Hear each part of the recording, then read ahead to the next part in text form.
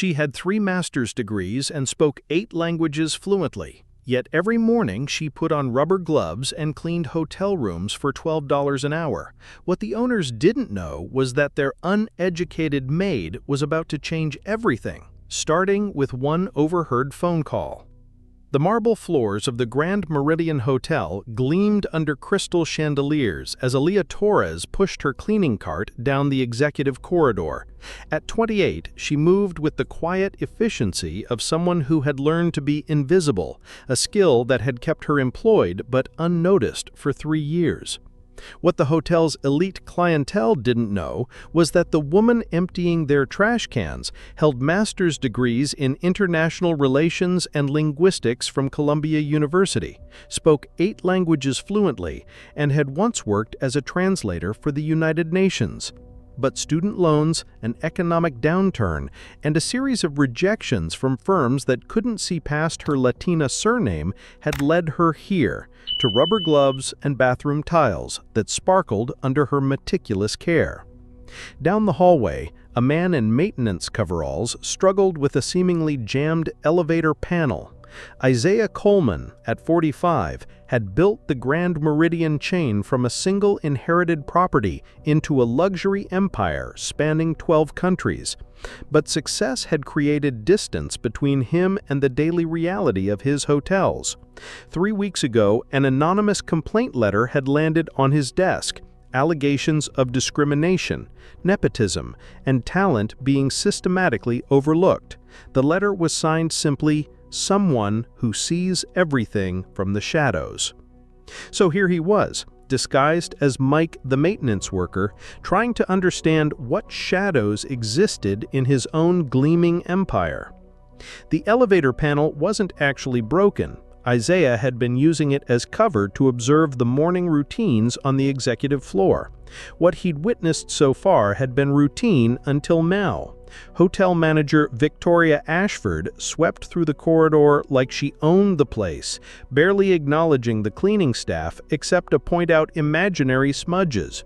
Assistant manager Trevor Hayes followed in her wake, his entitled smirk suggesting he'd never worked a day outside of management. But it was Aaliyah who caught Isaiah's attention. There was something different about the way she worked, methodical, intelligent, with an attention to detail that went beyond mere cleaning.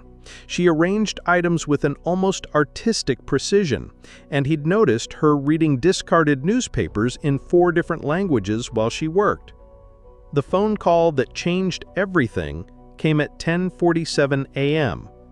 Aaliyah was cleaning the conference room when the red emergency line rang, the direct line reserved for international crises and VIP communications. Protocol dictated that only senior management should answer, but Victoria and Trevor were in their weekly important meeting that everyone knew was just gossip and coffee. The phone rang insistently. Aaliyah glanced toward the management offices, then at the phone. On the 5th ring, she made a decision that would alter the trajectory of multiple lives. "Grand Meridian Hotel, executive floor," she answered in perfect English. The voice on the other end exploded in rapid Portuguese, angry, desperate, clearly in crisis. Isaiah, still pretending to work on the elevator, watched in amazement as Aaliyah's entire demeanor shifted. Gone was the invisible cleaning woman. In her place stood someone with authority, confidence, and unmistakable competence. "Señor Martinez, I understand your concern," Aaliyah replied in flawless Portuguese. "Let me connect you with our International Services Department immediately." But there was no International Services Department at the Grand Meridian. Isaiah knew because he'd been meaning to create one for years, but had never found the right person to head it. What happened next left Isaiah speechless. Aaliyah switched to French, apparently conferencing in the Paris location. Then came rapid Mandarin, clearly connecting with their Hong Kong partner. Within minutes, she was speaking what sounded like flawless German and Italian, coordinating what appeared to be a complex international business crisis. "The Shanghai delegation will arrive as scheduled," she said, switching back to English with a slight accent that betrayed her concentration. I've arranged for translators, dietary accommodations, and cultural liaison services. The contract signing will proceed at 3 p.m. local time. Isaiah realized he was witnessing something extraordinary. This woman, who his management team probably saw as disposable help, was single-handedly salvaging what sounded like a multi-million-dollar international deal. The call ended, and Aaliyah immediately returned to cleaning as if nothing had happened. But Isaiah had seen her hands shaking slightly as she hung up the phone, not from nerves, but from the adrenaline of someone who had just used skills that had been dormant for too long. He approached her carefully, still in character as the maintenance worker. "That was impressive," he said quietly. "How many languages do you speak?" Aaliyah's face immediately closed off, the professional mask slipping back into place. "I should get back to work. I'm not supposed to answer the executive phone." "I'm not going to report you," Isaiah assured her. "I'm curious about someone with your skills working." He gestured at the cleaning supplies. For a moment, Aaliyah studied his face. Something in his expression must have convinced him he was safe, because her shoulders relaxed slightly. 8 languages fluently, 3 more conversationally. Master's degrees in International Relations and Linguistics from Columbia University. 4 years with the UN before budget cuts eliminated my position. She picked up her cleaning spray with bitter precision. "Turns out being overqualified for everything makes you qualified for nothing." "How long have you been working here?" 3 years.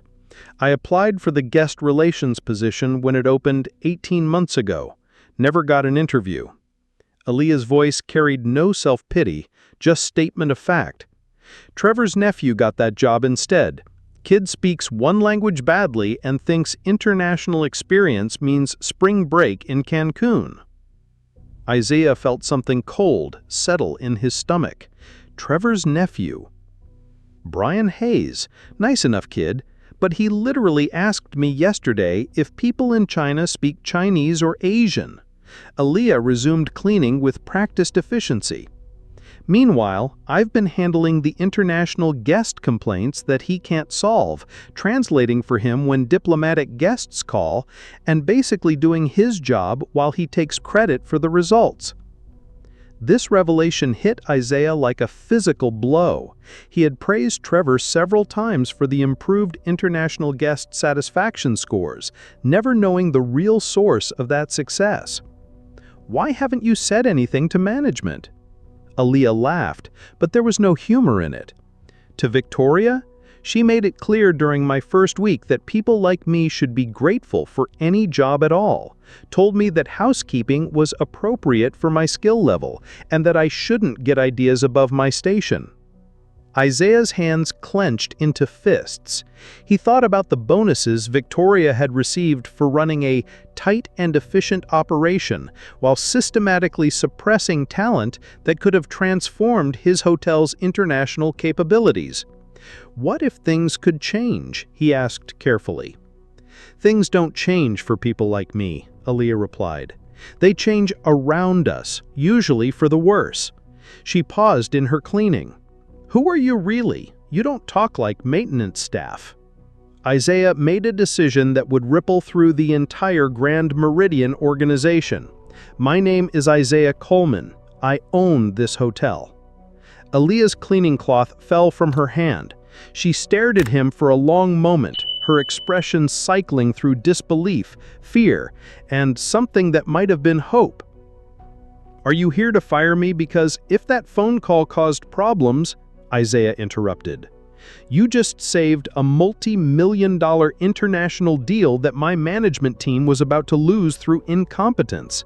The question is, what else have they been losing by not recognizing what they have right in front of them?"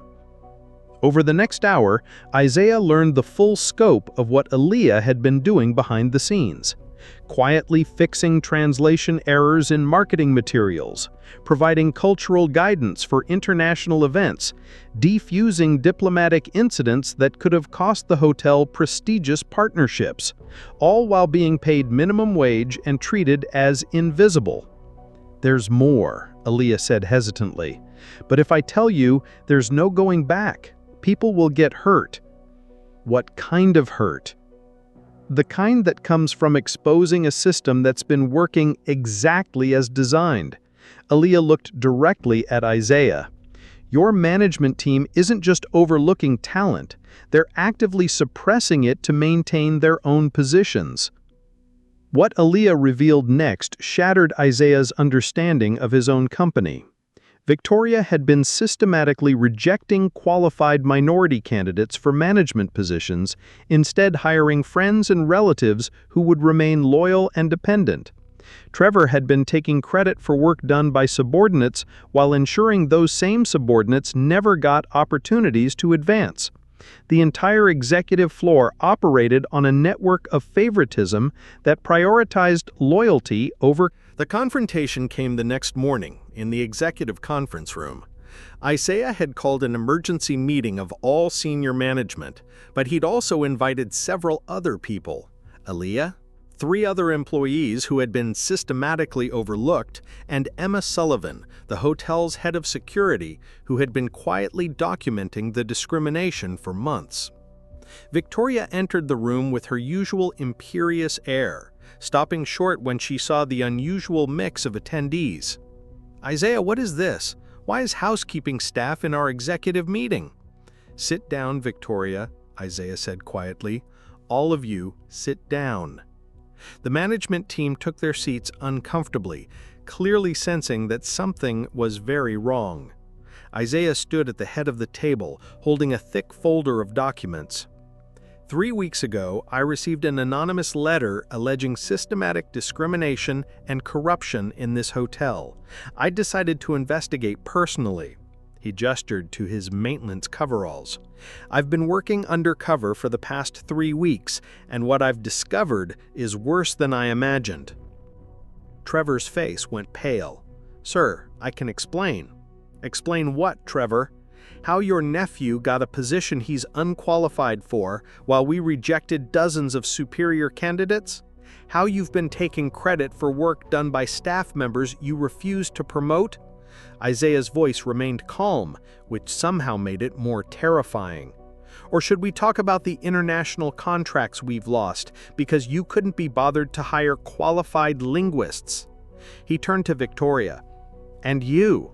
Explain to me how running an efficient operation includes telling a Columbia-educated linguist that housekeeping is appropriate for her skill level." Victoria's mouth opened and closed soundlessly. Around the table, other managers shifted uncomfortably as they realized the scope of what had been exposed. "Yesterday morning," Isaiah continued, "I watched Aaliyah Torres single-handedly salvage a multi-million-dollar deal that our qualified international relations department was about to lose through incompetence. She did it while emptying trash cans for minimum wage." He placed a document in front of each manager. "These are your termination papers, effective immediately. Security will escort you from the building." The explosion of protests was immediate and predictable. Threats of lawsuits, claims of unfair treatment, demands for explanations.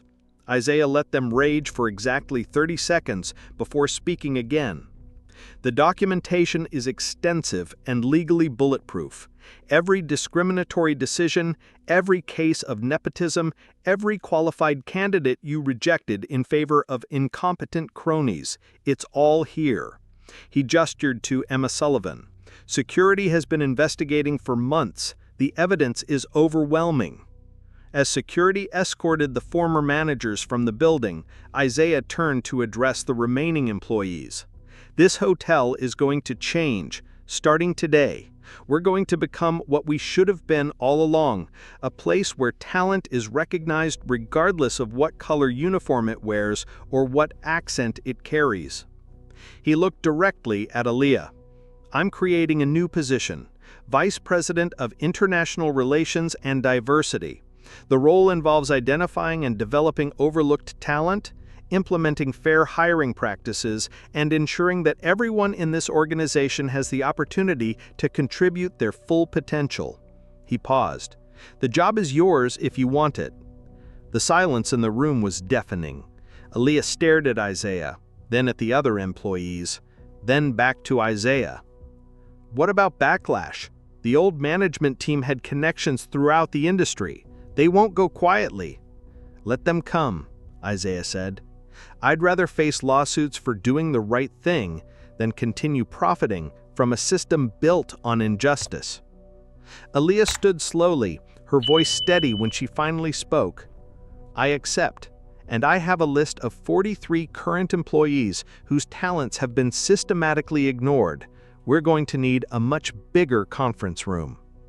The transformation of the Grand Meridian over the following months became a case study in organizational change. Aaliyah's first act as VP was to implement anonymous talent assessments throughout the hotel. The results were staggering. They discovered a night security guard with an MBA in finance, a restaurant server who was a licensed architect, a maintenance worker with advanced engineering certifications, and dozens of other employees whose capabilities had been completely overlooked. But the real revolution came when Aaliyah established the Grand Meridian Opportunity Program. Any employee could submit ideas, request additional training, or apply for internal advancement regardless of their current position. Within 6 months, the hotel had promoted 37 people from entry-level positions to management roles. The changes didn't go unnoticed by the broader industry. Hospitality publications wrote features about the Grand Meridian's innovative approach to talent development. Other hotel chains began reaching out, wanting to understand how Isaiah had achieved such dramatic improvements in both employee satisfaction and profitability. Because that was the surprise, the hotel's financial performance improved dramatically. Employee turnover dropped by 80%, guest satisfaction scores reached all-time highs, international bookings increased by 150% as word spread about their genuine multicultural competence. 6 months after that life-changing phone call, Isaiah stood in the renovated executive conference room, watching Aaliyah present the quarterly diversity report to a room full of newly promoted managers, former housekeepers, servers, and maintenance workers who now ran departments with skill and dedication. Talent was always here, Aaliyah was saying. We just had to create systems that could see it. After the meeting, Isaiah and Aaliyah walked through the hotel together, observing the changed atmosphere. Employees moved with confidence rather than fear. Conversations between staff and management were collaborative rather than hierarchical. The Grand Meridian had become what Isaiah had always claimed it was, a world-class establishment. I keep thinking about that morning, Aaliyah said as they paused in the lobby. If that phone hadn't rung, if I hadn't answered it, someone else would have eventually, Isaiah replied. Talent like yours doesn't stay hidden forever. It just finds a way. They were interrupted by Brian Hayes, Trevor's nephew, who had been demoted from his unearned position but offered the chance to start over in an entry-level role with proper mentoring. He approached them nervously. Miss Torres, I wanted to thank you for the language tutoring sessions. I finally understand the difference between Mandarin and Cantonese. Aaliyah smiled warmly. Progress, not perfection, Brian. That's all any of us can ask for. As Brian walked away, Isaiah marveled at Aaliyah's approach. She could have been vindictive towards those who had held her back. Instead, she'd chosen to lift everyone up, creating opportunities even for those who had initially benefited from the unfair system. The other hotel chains are calling, Isaiah said. They want you to consult on their diversity programs. I know, but I think we can do more than just consult. Aaliyah turned to face him. What if we created an industry-wide initiative, a certification program for hospitality companies that demonstrate real commitment to talent development? Isaiah grinned. You mean turn the Grand Meridian model into an industry standard? Why not? If we can prove that doing the right thing is also profitable, other companies will follow, not because they're altruistic, but because they'll want to compete. A year later, the Grand Meridian Equity Certification had become the gold standard in hospitality hiring. Over 200 hotels across 40 countries had implemented the program, resulting in thousands of career transformations similar to Aaliyah's. But perhaps the most meaningful change was smaller and more personal. In the executive offices where Aaliyah now worked, there was a plaque on her wall. It wasn't an award or achievement certificate, it was the anonymous complaint letter that had started everything, framed with a simple inscription: "Someone who sees everything from the shadows." Below it, in Aaliyah's handwriting, was added, "Now everyone can step into the light." The Grand Meridian had learned a lesson that would ripple through the entire industry. The most valuable resources aren't always found in the places you expect to look. Sometimes they're emptying your trash cans, answering phones in languages you don't understand, and solving problems you don't even know exist. All it takes is someone willing to listen when they speak. Isaiah still walked through his hotels regularly, but no longer in disguise. He'd learned that true leadership means creating environments where talent can reveal itself naturally, where every voice has value, and where the color of someone's uniform never determines the color of their future. And in conference rooms around the world, when hospitality executives discussed the transformation of their industry, they inevitably returned to the same question: how many Aaliyah Torres are working in your organization right now, waiting for someone to hear them speak? The answer, they were learning, was almost always more than you think and fewer than you can afford to lose. But perhaps the most important lesson was simpler. Sometimes the most transformative conversations begin with a phone ringing and someone brave enough